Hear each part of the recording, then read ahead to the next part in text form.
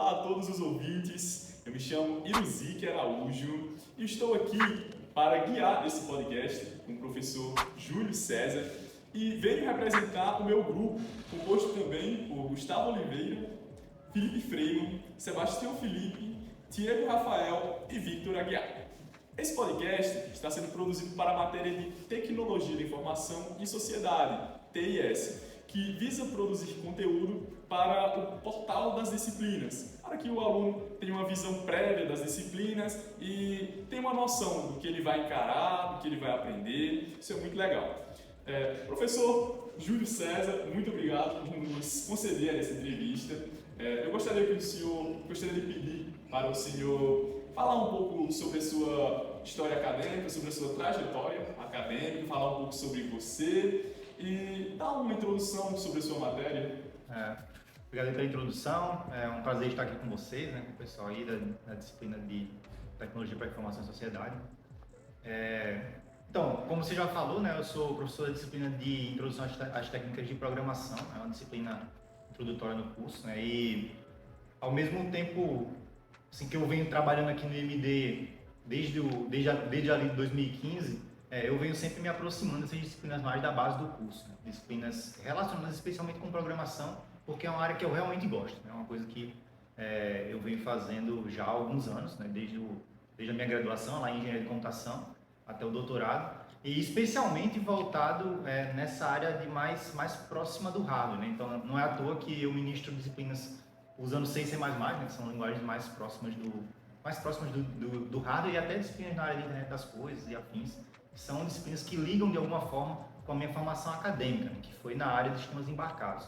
Minha experiência profissional inicial antes do IMD é especialmente nessa área. Eu trabalhei junto com uma equipe inicial numa empresa daqui do Nordeste, de João Pessoa e Natal, que fez as primeiras implementações do padrão brasileiro de TV digital. Então a gente escrevia código em C++ para televisão.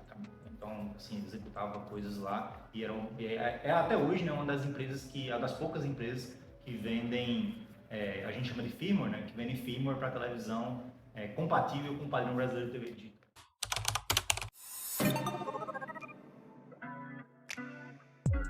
Então, o senhor entrou no IMD e, a partir desse momento, o senhor foi moldando o seu caminho para trabalhar cada vez mais com o que você gosta, com linguagem mais próxima do hardware. É isso.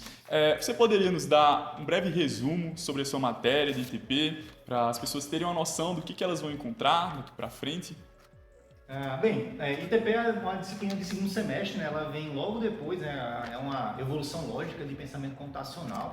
ITP antigamente, ela incluía pensamento computacional nas primeiras horas de curso, praticamente. Então, a gente passava o início da disciplina, ou seja, não existia pensamento computacional antes, era logo ITP. Então, a gente passava uma parte do tempo da disciplina fazendo introdução do que era algoritmo, da ideia de programação imperativa, de programação declarativa, como é que a gente faz o computador se comportar através de uma linguagem de programação da forma como a gente quer. E essa parte introdutória, ela consumia algum tempo, talvez umas 15 horas de disciplina, e às vezes era muito chata para quem já tinha alguma base de programação, mas é muito necessário para quem não sabia nada. Assim, eu mesmo tive essa experiência na minha graduação, eu entrei no curso de graduação de Engenharia de Computação sem ter alguma experiência de programação. Eu bati a cabeça com RPG Maker e afins, mas não era uma coisa, não era uma coisa que eu dominava, não fiz algum curso para isso. E assim, eu aprendi do zero, literalmente. E aí, eu tive uma barreira inicial bem difícil, uma curva muito grande para percorrer, devido a esse problema inicial de entender, porque é uma coisa totalmente nova. Se vocês pensarem, hoje em dia o ensino médio é muito mais próximo da tecnologia do que era na minha época, embora assim, não seja tão velho, em 2004, foi quando eu entrei na graduação, já tinha era um gap muito maior. Então, tive que aprender do zero ali. E essa base de algoritmo que pensamento computacional dá, ela ajuda muito ao começo do ITP. ITP hoje em dia é uma disciplina de 90 horas, então ela tem normalmente 2/3 da disciplina voltados a fortalecer os conceitos básicos que o pessoal aprende em pensamento computacional, especialmente de como a gente constrói um programa para resolver um problema, né? Então, a gente tem que ter um determinado problema que normalmente envolve interpretação de texto ou mesmo interpretação visual e desenvolver um algoritmo para resolver aquele problema no computador é o grande objetivo de pensamento computacional primeiro, né? E em ITP a gente vai fortalecer isso aí. Então, obviamente, vai revisar condicionais e loops, especialmente no começo, né? Bem rápido, porque a gente tem um feeling de que o grande breakpoint que existe entre pensamento computacional e ITP é quando entram listas, né? E vetores e afins. Então, embora a gente consiga entender que o pessoal consegue sair bem com loops e condicionais, mas variáveis, listas e algumas coisas de escopo são coisas que começam a aparecer muito mais fortemente em ITP. Então a gente vai fortalecer isso no começo da disciplina, nos 2 primeiros textos, né? E um ponto muito forte de ITP, que é, na verdade, talvez uma das grandes barreiras de ITP hoje em dia, é a transição de linguagem. Então, e lá em pensamento computacional, vocês veem praticamente 3 linguagens. Então, vem uma linguagem de programação visual, seja ela lá no CodeBlocks, ou seja, no CodeBlocks, no caso, usando Blockly, né? Não sei se vocês usam ainda as mesmas ferramentas, mas assim, usava Blockly, pelo menos, mas tinha o CodeOrg, que era muito mais gamificado. Então, se você tem um problema que você tem que resolver com um código, e aí tem lá aquele problema lá com um labirintozinho e tal, gerar aquele código com blocos é equivalente a gerar com uma linguagem de texto, né? A pessoa só demora um pouquinho para fazer essa transição se a pessoa não sabe nada de linguagem de programação. Então, aí depois disso vai passar para Blockly, onde os problemas são mais abstratos, ou seja, você não tem mais labirintozinho, desenhozinho que tem que fazer. É um texto lá, você tem que resolver através de uma programação em bloco. E no fim, uma linguagem textual, né? Que aí é em Python. Em ITP, a gente usa C. C é uma linguagem textual mais restritiva ainda, muito mais restritiva do que Python. E uma das partes da disciplina é lidar com as nuances da linguagem. Então, faz parte da disciplina lidar com as nuances da linguagem. Então, assim, é uma disciplina de C também, né? E isso aí é uma das coisas que, assim, uma diferença que vai haver e o pessoal vai sentir normalmente quando está cursando ITP. Legal ver você falando sobre o Code.org. Eu lembro que quando eu comecei a programar, foi a primeira coisa que o professor passou ali. Antes, claro, alguns fluxogramas e tudo mais, passou o Code.org. E uma coisa interessante que a gestão do curso fez, de realmente separar um pouco a matéria que é uma matéria mais introdutória e uma um pouquinho mais avançada, porque de fato, quando chega, como você disse, um aluno que já tem um conhecimento a mais, aquilo acaba sendo muito maçante. Então, muito legal essa forma de organizar. E queria saber também sobre o que você espera de um aluno que vai ingressar na sua matéria, porque ele tem que ter algum conhecimento prévio, tem alguma coisa ali que é essencial, que não pode faltar, que realmente é importante para a sua matéria, e se essa pessoa não tiver isso, vai ser um gap difícil de suprir? Sim, assim, ITP, ela é uma disciplina core do curso, né? Então ela é uma das poucas disciplinas que o BTI tem de obrigatória. Então, como ela é obrigatória, existe um caminho lógico para você cursar ela. Primeiro você tem que cursar uma disciplina, pensamento computacional, depois você cursa ITP. Elas duas são obrigatórias. Então você não tem como cursar ITP sem cursar pensamento computacional ou aproveitar pensamento computacional. Portanto, a gente espera que o aluno saia, entre em ITP, já entendendo o que a gente considera como básico de pensamento computacional, né? O que é o básico de pensamento computacional?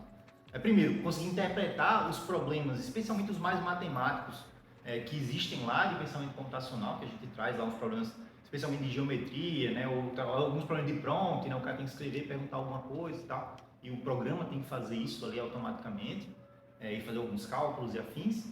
E entender especialmente como é que a gente constrói a lógica de um programa de computador, né? Então, os 2 eixos principais, né? Assim, existem outros mais acessórios, mas na minha opinião, eu acho que condicionais e loops e funções também, mas assim, a gente sabe que é mais difícil, tem menos tempo, né, para o pessoal aprender por que a gente tem que usar funções lá em pensamento computacional e aí acaba caindo mais para ITP.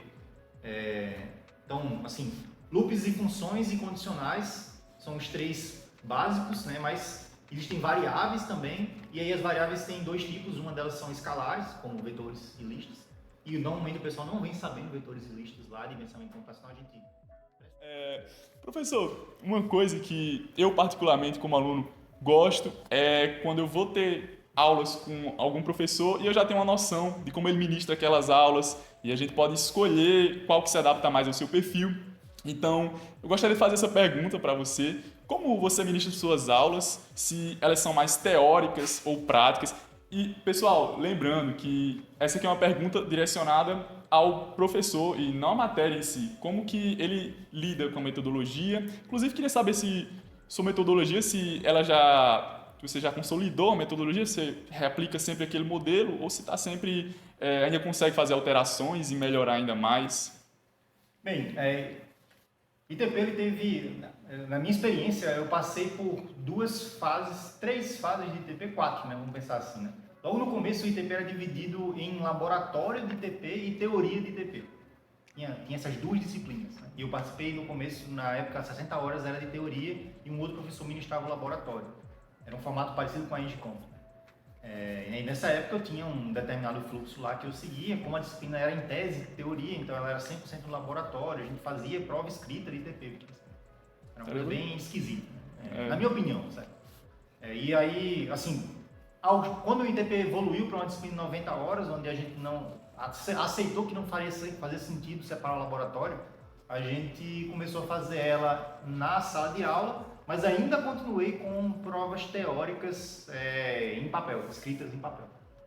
E nessa época eu já dividi a disciplina, desde o começo na verdade a gente já dividia a disciplina em três partes, onde as duas primeiras partes são avaliações convencionais, vamos dizer assim, onde a gente tem uma avaliação, um dia de avaliação, onde vocês vão fazer um determinado conjunto de exercícios e a gente vai ter uma nota naquele dia. Normalmente a unidade 1 e 2 são desse formato, né?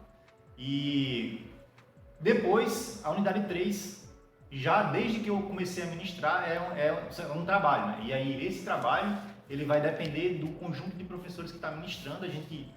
É uma das poucas coisas que a gente consegue todo mundo fazer o mesmo trabalho, e é uma boa experiência no geral para todos os alunos que cursam ITP naquele semestre, né? Então, cada semestre vai ficar marcado pelo próprio trabalho de ITP. Eu tenho certeza que a maioria dos colegas de vocês de semestres mais na frente vai lembrar qual foi o trabalho que eles fizeram em ITP, porque é um trabalho de um mês. Então, eles têm um mês para fazer o trabalho. Então, a gente dimensiona um trabalho para realmente demorar um mês para fazer.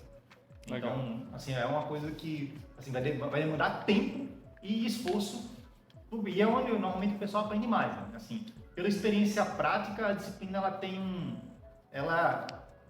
né? Eu prefiro não deixar ela, não fazer ela com que ela fique desse jeito. Eu prefiro que ela seja uma disciplina difícil. Se ela for ser difícil, ela tem que ser difícil nos dois primeiros textos, e o trabalho também tem que ser mais ou menos, não precisa ser muito difícil, porque senão fica beira o impossível, né? Porque todo mundo está fazendo trabalho. Mas eu não acho legal quando ela é muito fácil no começo, difícil no meio e o trabalho é ok, assim. Então eu prefiro que ela seja mais equilibrada.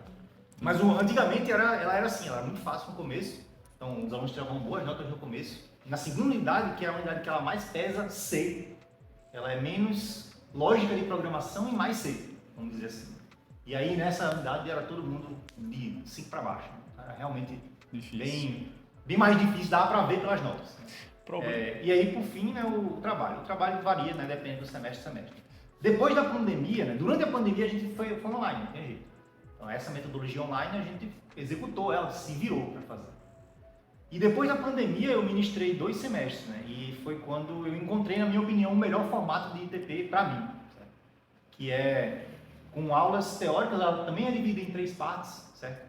Eu não faço mais provas escritas, né, são provas no computador. Não faço mais provas de retenção de longo prazo, que são provas onde a gente faz no final da unidade 1, por exemplo.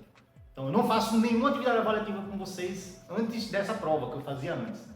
Eu fazia tipo exercício, uma prova e pronto. Aquilo ali eu considerava como uma avaliação de aprendizado da unidade 1.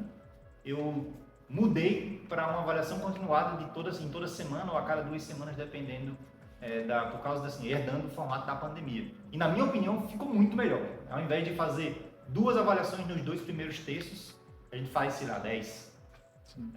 E aí vai dar a nota na unidade 1 e 2. E depois tem o trabalho ainda assim, a gente consegue alinhar.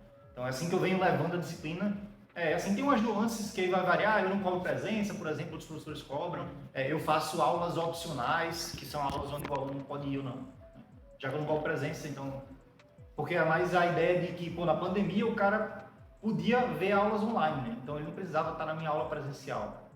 Então eu tentei trazer isso, usar o material da pandemia e trazer essa ideia para a aula presencial e uso o laboratório como sendo um lugar para a galera praticar. Então a gente vai ter algumas aulas que eu digo que são obrigatórias, nesse dia eu cobro presença. Se não vier, vai levar a falta, né? Mas no geral não é problema se você faltar todas as aulas, se você quiser. Tem que vir em algumas aulas, mas todas as aulas tem que ir. Assim, e aí as aulas opcionais, que são muito mais do que as aulas obrigatórias, o cara vem para tirar dúvida comigo se ele quiser e fazer os exercícios, as avaliações continuadas. Eu acho que foi um formato legal, é o que eu venho fazendo, que eu vinha fazendo antes do afastamento. É muito legal essa avaliação que você vai fazendo gradualmente, que você tem mais avaliações, acho que dá para ter um controle melhor. E também sobre essa questão de começar fácil e ali no final ficar bem difícil, acaba sendo um pouco complicado, né? Porque o aluno pode começar a tirar boas notas, é legal, mas quando chega ali na parte que realmente ele deveria aprender mais conteúdo, ele acaba não aprende tanto, pode não aprender tanto. E mesmo que ele não tire uma nota tão boa, ele consegue passar com a nota das unidades mais fáceis. Então acaba que ele conclui ali, mas não necessariamente ele aprendeu a parte mais importante, né, da matéria. E aí também já entra numa outra pergunta que eu gostaria de fazer e que você também já respondeu, que é sobre as dificuldades que os alunos mais enfrentam, as maiores dificuldades que os alunos enfrentam. Você já falou antes, né, que essa transição de linguagens, mas tem mais alguma? Realmente é isso? Tem sim, né? Sempre vão haver dificuldades. É uma disciplina de programação, assim, embora o cara já tenha visto lá em pensamento computacional bastante coisas, ITP vem trazendo novas experiências sempre. Né? E essas novas experiências acabam, às vezes, se traduzindo em dificuldades. Né? Uma das principais dificuldades é a transição de linguagem, como eu te falei, né? A diferença lá nos semestres, nas primeiras versões que eu ministrei, era que eu deixava os professores faziam isso, né? O grupo de professores fazia isso, quando organizava a disciplina. Deixava o conteúdo relacionado a ser muito para o final. Então acabava que primeiro que não fazia sentido a gente cobrar, porque teve muito pouco tempo para maturar o assunto. Sim, sim. E segundo que é um assunto realmente não é fácil, certo? Eu diria que não é o impossível de se aprender, mas uma experiência interessante, né? Eu fiz recentemente, como eu faço avaliação continuada, a avaliação continuada que a gente faz é no formato das avaliações que vocês fizeram lá em pensamento computacional na última unidade, que é um problema interpretativo e você tem que escrever o código para resolver o problema. A gente faz isso de forma muito mais frequente lá em ITP. E para verificar se o nosso metodologia de aprendizado estava imune ao ChatGPT, eu coloquei todas as questões das primeiras unidades para o ChatGPT resolver. Ele resolveu todas elas com uma boa resolução para mim. Se eu fosse avaliar, eu daria talvez 75%, em muitos casos 100%. No entanto, quando as questões passam a depender das nuances de ser, ele não conseguia responder mais de forma aceitável. Ele respondia programas que não funcionavam. O que quer dizer que, assim, ele entende o assunto básico, ou seja, igualzinho aos nossos alunos. Ele entende o assunto básico e consegue resolver questões quando o assunto é básico, não depende de ser. Mas quando realmente depende de ser, das nuances de ser, como é que ser funciona, você tem que entender como é que a linguagem resolve aquele problema para você primeiro, para você poder resolver problemas maiores com aqueles problemas, com aquela solução menor. Né? E aí, isso realmente começa a dificultar a resolução de problemas por causa da linguagem. É uma coisa que a linguagem vai acabar entrando. E isso vai acontecer com qualquer linguagem, então não só com C. C tem suas nuances, Java tem suas nuances, Python tem suas nuances, e por aí vai. Então, assim, foi uma coisa interessante. Então, a linguagem é, assim, realmente um entrave. E, assim, um segundo entrave que os alunos sempre reclamam é a inércia do trabalho. Assim, o trabalho de ITP, ele tem essa característica de ser um projeto relativamente grande, certo? E por ser um projeto relativamente grande, é a tendência que a gente tem uma inércia para iniciar. Eu não sei nem de onde começar. É sempre, professor, onde é que eu começo? E isso aí implicava na gente tentar quebrar a inércia dos alunos. Como é que eu quebro a inércia dos alunos? Entrega snippet de código, faz aulas onde tem uma determinada parte de implementação do trabalho, para tentar dar um bootstrap, né? Tentar dar uma inicialização na galera. Né? Nem sempre funciona, mas assim, é realmente um problema. A inércia do início do trabalho é um problema. E às vezes, assim, dependendo da metodologia de avaliação do trabalho, pode gerar um problema maior ainda, pode gerar um problema de que ninguém entrega o trabalho, dependendo do trabalho. Então, assim, eu nunca tive essa experiência, mas assim, é um problema, é realmente um problema esse início do trabalho final lá em TP. Eu lembro que quando eu comecei a programar, foi na escola, e tinha um professor que ele gostava muito de dar aula prática. Então, chegava lá no laboratório e vamos programar. Aí, pra mim, isso era muito legal, era a coisa que eu mais gostava, assim, quando as aulas eram desse tipo. Mas tinha muitos alunos que sentiam dificuldades, que eles gostavam mesmo de bastante aula teórica antes e tal. Então, realmente, eu imagino que seja dificuldade que o professor enfrente, né? Encontrar esse equilíbrio. Como é que a gente consegue abranger a maior quantidade de alunos, como é que a gente consegue ensinar a maior quantidade de pessoas, qual metodologia usar para isso, para que as pessoas tenham menos dificuldade. Muito legal. Professor, e o que você espera que o aluno saia sabendo após passar pela sua matéria? O que ele está preparado? Para quais caminhos ele pode seguir a partir disso? O que você espera de um aluno após cursar a sua matéria? É interessante, né? Realmente um dos principais pontos quando a gente está dimensionando um curso como o BTI, né? É sempre perguntado qual é o perfil do egresso. O perfil do egresso, né, o perfil do aluno que se forma no BTI. E a cada disciplina a gente tem que ir construindo aos poucos esse egresso. Né? Então, as disciplinas obrigatórias, né? Porque no geral, assim, a gente tem que pensar no geral, o que o aluno do BTI é esperado no geral, mas as disciplinas também a gente tem que pensar nisso. Então, normalmente as pressuposições são que os alunos tenham essa parte básica de pensamento computacional, né, que a gente já conversou. E durante a disciplina de ITP, né, uma das principais coisas que a gente quer que o aluno tenha experiência é para ele se desvencilhar um pouco da necessidade de ter uma determinada linguagem para resolver, uma determinada ferramenta para resolver o problema dele. Né? C é uma linguagem muito boa para esse nicho especificamente. Se vocês forem comparar, né, é como se Python fosse uma caixa de ferramentas onde tem uma chave de fenda específica para cada um dos parafusos que você tiver no mundo. E C, ela só tem uma chave de fenda e você tem que se virar para abrir todos os parafusos. Então, ele é uma linguagem mais enxuta, ela tem muito poucos construtos. É uma coisa interessante que a gente conversa com os alunos no começo, em pouquíssimas linguagens, pouquíssimos cursos de programação, vocês vão ter experiência de estudar praticamente toda uma linguagem e todas as possibilidades dela. C é tão enxuta a esse ponto. Certo? Então, a gente não estuda a libc inteira, mas é muito próximo dos 75%, o que em Python vocês não vão nem arranhar a superfície em relação ao que é possível fazer lá com construções de linguagem.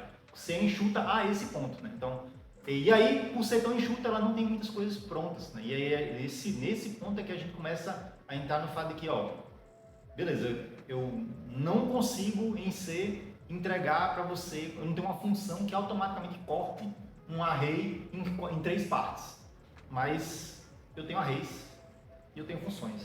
Então, se vira aí e faz a coisa funcionar.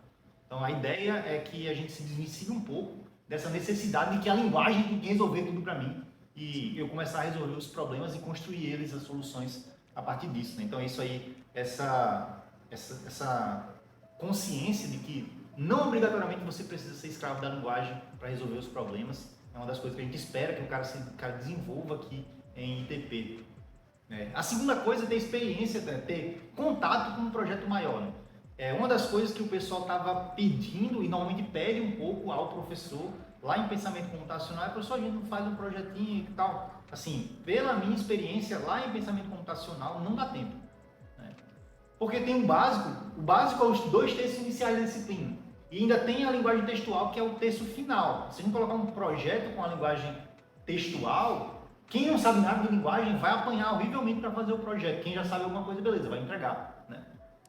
Então, isso aí é uma das experiências que a gente quer que o aluno tenha. Né? Então, um projeto consideravelmente maior do que os toy examples que a gente normalmente está usando, né? A gente está problemas menores, muito consideravelmente maior do que aqueles exemplos menores. E normalmente ele é bem prático. Assim, a gente tenta ao máximo, porque assim, C também tem essas limitações, até que ponto ela consegue ser prática para vocês, para a graduação.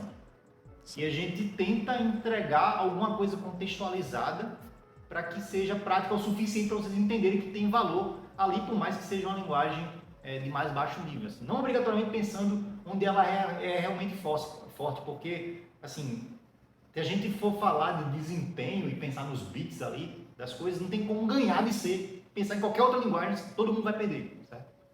Mas, para vocês na graduação, não faz nenhum sentido a gente pensar nesse nível. Né? Dizer, ó, esse algoritmo aqui, essa solução aqui tem 1 byte em C, enquanto... 1 byte não, 1 kbyte em C, enquanto em Python tem 200 MB. Né? Então, assim, é uma coisa bem cabal de ver a diferença. Mas ninguém vai, no nível de vocês, vai pensar, pô, mas pra mim, eu uso um SSD de 2 TB. Resolveu o problema, né? Então, não tem nenhum problema, né? Mas, assim, a gente não tenta levar nessa direção, mas sim levar em direções mais práticas, né? Uns exemplos bem legais, né? Em alguns semestres a gente teve 2 semestres que a gente implementou jogos, né? Então, assim, implementa uma inteligência artificial que joga um determinado jogo, né? Então, o professor entrega o front-end e aí a pessoa inteligência artificial basicamente recebe do front-end as informações e entrega para o front-end qual é a sua jogada, né? E aí, assim, o jogo, a gente fazer competição entre os alunos foi uma experiência muito boa, inclusive, que eu tive, né? O professor André Campos aí, deve ver esse vídeo depois, ele entregou isso aí pra gente. E outros nichos, né? Um trabalho também que os alunos sempre me falam, né? Que é o trabalho que a gente fez de detecção de catarata, né? Que é um trabalho que a professora Ana Gisele, né? Que trouxe lá como experiência dela. E por aí vai, né? Todos os professores trabalham para poder entregar uma coisa mais contextualizada, mais prática. E isso a gente espera que o aluno tenha essa experiência, né? que ele saia com esse contato com projetos maiores. E por fim, né, fortalecer os conhecimentos de resolução de problema, que no final é o que realmente vai ficar para vocês. Né? Então, a experiência que vocês têm com C, então as nuances, entender o que é um malloc, o que é um ponteiro, como é que usa, por que não pode fazer isso, por que não pode fazer aquilo, talvez acabe ali em ITP, talvez lá em LP1 vocês reusem aquele conhecimento, mas acabou ali, porque em termos práticos, é difícil dizer isso, mas em termos práticos no mercado, é difícil você chegar no C e no C++. Assim, o mercado não assimila legal esse tipo de linguagem, mas o conhecimento para vocês, para resolver os problemas numa linguagem que tem pouquíssimas ferramentas, ele é muito genérico, ele é muito poderoso. Tá? Vocês chegam num ponto de que, pô, mas assim, não tem o splice do JavaScript, mas assim, se tem vetores e tem funções, eu consigo fazer qualquer coisa. Então, a ideia é que vocês se desvencilhem a esse ponto. Né? E é bem, assim, uma das coisas que fortalece de verdade você ter uma linguagem que ela naturalmente não vai te entregar muita coisa feita. Eu gosto bastante disso, de uma linguagem que não entrega as coisas tão fáceis, mas principalmente no momento de aprendizado, né? Porque, claro que na prática, quando for para o mercado de trabalho, é interessante ter, eu imagino que seja interessante ter ferramentas que te auxiliem a tornar as coisas mais rápidas e tal, até porque tem que ter um rendimento. Mas eu acho muito legal quando vou fazer um código e eu mesmo tenho que elaborar as soluções, eu mesmo tenho que pensar e não pegar só uma função ali, aplicar e pronto. Não que seja ruim, mas eu gosto. E eu imagino que tem pessoas que têm esse perfil. Você disse que nessa matéria a gente consegue ter uma visão ali de mais ou menos uns 75% sobre si, que é uma visão muito legal. Realmente, quando você para pensar em outras linguagens, 75% de conhecimento sobre Python. Eu não sei nem se uma pessoa só consegue ter tanto conhecimento assim, deve ser muito difícil. Mas e se a pessoa quiser, se o aluno quiser se aprofundar mais, se ele disser, gostei muito de C, você disse que não tem tanto mercado para isso, mas um aluno que se interessou, que achou bem legal e que decidiu trilhar esse caminho, ele consegue? Para onde é que ele vai? E quais dicas você daria para esse aluno? Então, legal, assim, em termos de C, eu diria para ele investir em C++. Boa. Mas bem, não, vamos pensar em C, né? Eu acho que, assim, a comunidade de software livre, né, existem muitos projetos, assim como C e C++ são praticamente a base da maioria das coisas que a gente tem de muito alto nível hoje em dia, como mesmo a base de Python, mesmo a base do Java, né? Então, todas essas ferramentas de muito alto nível que a gente tem hoje, elas são, no hardcore delas, escritas em C ou em C++. Porque, assim, são as linguagens que entregam o melhor desempenho quando a gente está pensando em alguém que vai usar o meu browser, por exemplo. Eu quero que o meu browser seja o mais rápido possível, então eu vou fazer ele em C++, não tem jeito. Então é uma escolha interessante nesse nível. E aí, assim, a comunidade open source, né, especialmente na área de sistema de gerenciamento de banco de dados, né, na área de internet das coisas, na área de sistemas que precisam de desempenho, mesmo assim, interpretadores, alguns browsers, né? Então, todos eles usam C de algum jeito. E aí, hoje em dia, assim, você vai acabar encontrando facilmente um projeto que se você quiser realmente contribuir e chegar um programador de verdade que entende, que consegue entregar código de qualidade em C, você consegue encontrar comunidades que fomentam esse tipo. Assim, eu não acho que seja uma vida muito boa, mas eu acho eu acho que sim, que é possível você entregar assim, profundidade, assim, e mais profundamente nessa direção de uma linguagem mais baixo nível. Assim, mas pessoalmente eu assim, sempre digo para os meus alunos, assim, gostou de C, é legal, entrega desempenho, mas uma das coisas que C não entrega muito bem, e aí a galera tem que fazer alguma milacria lá, por exemplo, o kernel do Linux ele tem diretivas de codificação para você conseguir entregar um código de qualidade para dar manutenção em C, eles preferem usar C++. Então, C++ é a coisa mais próxima de C que entrega a orientação a objeto, orientação a aspecto, coisas que são vistas em linguagens de muito alto nível como Python, Java e afins, em programação funcional e por aí vai. Então, assim, eu acho que se você gostou de programação mais próxima do hardware, né, de C mesmo, eu acho que investir em C++ não é uma má ideia.